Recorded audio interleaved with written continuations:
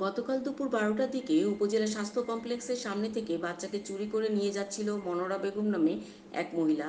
বাচ্চাটি দামোদর গ্রামের নতুনহাটের আলামিন ফার্মেসি স্বত্বাধিকারী মোহাম্মদ মিন্টুর পুত্র সাকিব মুত্তাকিন।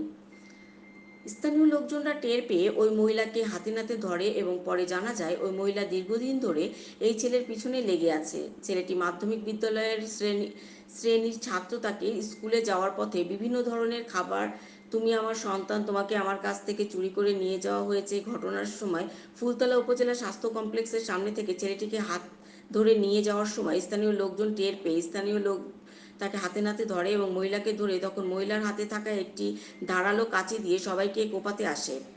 অপহরণকারী মহিলাটি মসিয়ালি গ্রামের মোহাম্মদ জাবেদ শেখের স্ত্রী। ঘটেছে এখানে ঘটনা 2 মাস ধরে আমার এই ভাইয়ের ছেলে পিছনে লাগছে। ওরা বলে স্কুলে গেছে, একদিন আগে গেছে দোকানে